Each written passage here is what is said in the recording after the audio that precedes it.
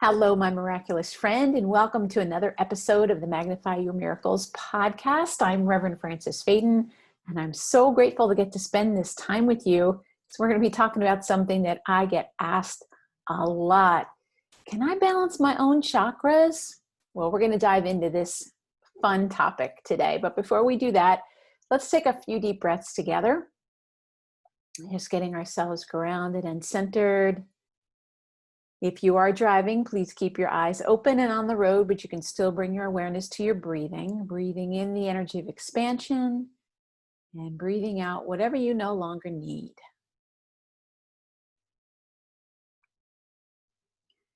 And as you're bringing your awareness more into this moment, giving yourself permission to let go of whatever happened before, whatever is going to happen afterwards, you create a space within yourself to receive whatever is here for you to receive. And knowing that whatever you need today to help you magnify your miracles is going to be exactly what you're going to hear today. Let's take one more deep breath together in gratitude, and we can begin. All right, my friend. Well, I can share with you that one of the questions I'm asked so often is, Reverend Frances, can I balance my own chakras? Can I do that? And my answer is yes and no at the same time. And I'm going to explain to you what I mean by that. And I also want you to take a moment to think about the reason why you want to be able to balance your own chakras. And so what I have found in my experience is that we live in a really hyper-masculine society with an emphasis on independence and being able to do things ourselves. And I don't actually think we're wired that way. I think we're wired to need people, and I don't think we're wired to be totally self-sufficient on our own. I think we need to be open to receiving. And a lot of times being on the receiving end of a healing session is just as important as the energy healing itself. It's being open. And now we see this even in the Bible. We have the energy of Jesus, who everybody would think, why does he need anything from anybody? And John the Baptist even says to him, why are you coming to me? I should be coming to you. But Jesus says, no, we need to honor the way of righteousness, because this is part of how it is. We're designed to need each other, and we're designed to support and help each other. But that doesn't mean that you can't do things to help balance your own energy. So the first step, especially with my own clients, the first step you have to realize is that in order to balance your own chakras, you need to know, what do your chakras actually need? What do they need to be balanced? It'll be different for each person, and that's the tricky part. Now, there are some common sense things that we all share, like it's better if you eat organic food, if your body's not overloaded with pesticides and all kinds of chemicals and additives. It's a lot easier for the energy to flow, because when we're talking about balancing your energy, we're talking about allowing the energy to flow freely and releasing any impediments that might be there, any tension, anything that could cause a problem or a block in the flow. In my work with people, 80% of the time, what blocks the flow of energy is an emotional issue or belief. There's something going on that you're believing, or there's an unresolved emotion that's there, and that's blocking the flow of energy. And when the energy flow isn't moving the way that it needs to be moving, now we're setting ourselves up for symptoms, for problems to be happening, whether it's on a physical level or it's happening in other areas of our lives. Now, one of the things that I try to help my own clients become clear about is that the symptoms that you're having in your life are very much connected to your own energy. It's not just what's going on physically. It's not just that you have an ulcer, or maybe you're having some arthritis or something like that. Those are all things that can be happening because of the energy of, lack of flow of energy. But if you're having money issues, if you're having relationship problems, if you're walking around feeling disconnected and you're feeling like you're not sure what your purpose is, you're having a hard time trusting your intuition, all of those things are a product of lack of flow in your chakras, in your energy field. And so we're not just looking at physical stuff, we're looking at every area of your life, which is why I love working with the chakras, because they cover every area of your life. So let's go back to this idea. Can you balance your own chakras? And everybody's like, I want to be able to do it myself. And on the one hand, I say absolutely, because you don't want to have a dependency on somebody else that you're completely lost without them. But there's a healthy way of doing this, and I'm going to explain to you the way that I work with people and the way that I would encourage you, if you're going to work with an energy person, that you work with people. And the best way I can say this is, we go to other people to take care of ourselves physically. You go to a doctor. You wouldn't go to your doctor and say, I want to be able to do my own appendectomy, because you don't know how to do that, first of all, and it's not really safe for you to do that. Well, with energy, we're not dealing with anything quite as extreme as that, but still, there is a level of knowledge that you need, and there's a level of objectivity that we really all need to be able to do it. And I have a hard time doing this for myself. I'll be completely honest with you guys, as I always am. I just had an amazing healing session with somebody because I need help with my energy. Now, there's things I do every day that I know help my energy, the way that I eat, going outside and being in nature, doing things that are joyful for me. Sanskrit mantras really help my energy. Yoga practices help my energy. All those things are helpful. And I still need a little bit of extra help, and I need to be on the receiving end of that. So I just got my tank filled and I'm feeling really, really good. And I thought, let's talk about this today. So you want to be doing things on a daily basis that work for you. And the problem that I often see is people say, well, I read this in a book that in order to balance my root chakra, I should be wearing red, or I should be eating beets, or I should be doing a lot of exercise, or whatever it might be.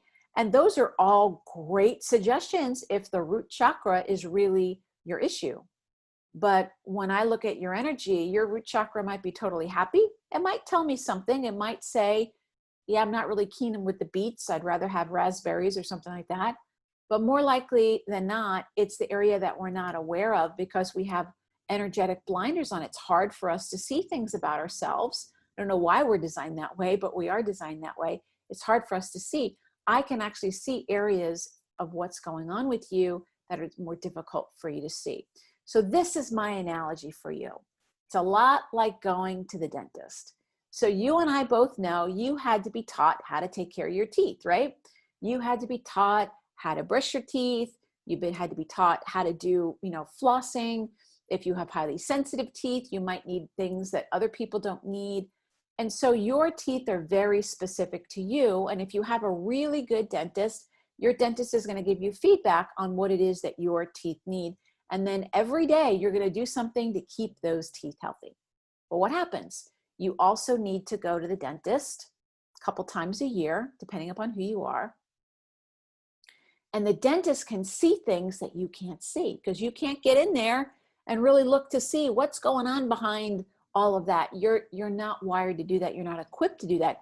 But the dentist, who is someone like me, I'm kind of like an energetic dentist, so to say, I can see things that you can't see. I can get in there, and with all of my years of experience and everything I know about energy, I can get in there. So it's a similar type of a thing. But then what happens when you go to the dentist, right? So you have you and your experience. You're saying, oh, my tooth kind of hurts. You have your dentist going in and saying, oh, let me look. Oh, yeah, I see a little bit of decay. And then what happens? Dentist takes an x-ray. And you know what the x-ray is when we're looking at your chakras? It's Mother Mary, and it's your own energy and your intuition. So Mother Mary, who is on my team, and she will show up when you work with me, Mother Mary sees things that are like below the gum line. You know what I'm saying? Just like on an x-ray, like you might see a little bit of decay. You might feel something uncomfortable. Your dentist might see a little bit of decay, but on the x-ray, we see, uh-oh, there's something that's going on there that neither you or the dentist can see. It's a similar thing with your chakras. So yes, absolutely, do things every day to take care of your energy. Do things that are specific to you. But in order to do that, you need to learn about your energy. You need to learn what your energy responds to and what it doesn't respond to. Otherwise, you can spend a lot of money and a lot of time and a lot of energy doing things that you might not really need, as opposed to targeting and being able to use maybe small actions that make a huge difference. It's one of the things I love in the work that I do with people is we get to see from week to week, what did they do? And then how did their energy respond? It's amazing when you can see, this is what I did. This week I went for a walk every day. Or this week I, decided to forgive somebody from my past. Or this week I started working on the creative project I've been putting off forever. Whatever it might be. And then we look at your energy and it's like, boom, wow, this is the impact of you taking action. It's what I love about this work. I love that it gives you real-time feedback. It's not theoretical. It's not hypothetical. It's your energy giving you feedback.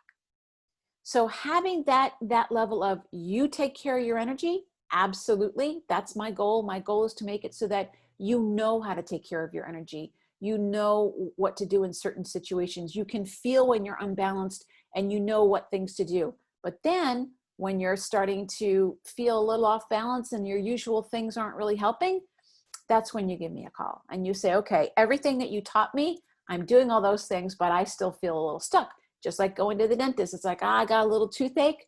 You're not expected to be able to cure your own toothache. You're supposed to call the person that knows how to do that and they can give you the feedback. That's my job. And then Mother Mary helps us out, or whoever you work with in spirit. It's a spiritual energy that helps us see beyond what we could normally see and gives us insight what is really going on underneath of there. And as we do that, you start to understand more and more yourself. You start to have that connection with your higher self. You start to be able to tune in to that higher guidance. And the more that you can trust that and you act on that guidance, you're going to what? You're going to magnify your miracles. Because that level of insight, it's like, boom, it makes things happen really quickly. Because one of the most healing things for people is awareness. When we can bring whatever's going on into the light of awareness, you can see rapid change, especially when you have a trusted person that's working with you and their job is to be objective and to really help you. And that's my job, is to give you as much feedback as I can and help you to see yourself from a higher perspective. It's the best thing in the world and I love it. So as always, definitely do some things to take care of your own energy. And you probably know what some of those things are. I'm going to encourage you, after you listen to this, to start jotting down, what are some things that I've noticed? When I'm doing this, my energy feels better. When I'm doing that, my energy feels worse. When I'm, for me personally, like when I get myself all worked up around politics, my energy goes down. I need to not do that. When I focus on oneness, when I focus on what's right in the world, when I let myself watch documentaries that are inspiring and uplifting, my energy feels better. When I'm just going round and round and round in my head, my energy goes down. When I talk to a trusted friend, or I talk to my coach, or I talk to one of my healers, my energy goes up. Now, you're a highly sensitive person, and you probably know some of this already. So why are we not doing it? Because we have patterns and we don't have any support helping us to change those patterns. That's really all you need. You're so capable of being able to make huge changes in your life and bring more of the experiences that you're wanting to have. I guarantee it. But it's really difficult to do it alone. And we have a toxic belief in our system, a toxic belief in our culture, I should say, that says you should be able to do it alone. You should be independent. You should pull yourself up by your bootstraps. It doesn't work that way. It doesn't work that way at all. It says when two or more are gathered, there I am in the midst of them. Why? Why two or more? How come it doesn't say when I am alone and by myself, then that's where you can find me? Why is that? Because when two or more are gathered, when you have the energy of support, when you have somebody working with you, we start to break through all the BS. We start to break through the veil of delusion. We start to break through the ego. That's what happens. Lovingly, supporting you, compassionately, but still, we start to break through it. So I'm going to ask you, I'm going to give you homework as if you were one of my clients. I'm going to ask you to start writing down what you notice. What you notice affects your energy. Could be anything. Could be things you're eating. Could be TV shows that you're watching or not watching. Could be people you're spending time with. Could be music that you're listening to. Watch your energy for the course of a day. How did you feel when you woke up? How did you feel when you put certain clothes on? How did you feel when you were going out for a walk? How did you feel when you were having lunch? How did you feel at the end of the day? You know, pay attention. One day, just give yourself one day of watching your energy, and you're going to start to see that there are some things that you're doing that you think you should do that aren't actually working for you. And what if you let that go? What if you let go of all those shoulds? I should be a better mom. I should be doing this. I should be spending more time here. I should be studying more. I should. And all those shoulds clog up your energy. We want to free you of that, my friend. We want to free you of that.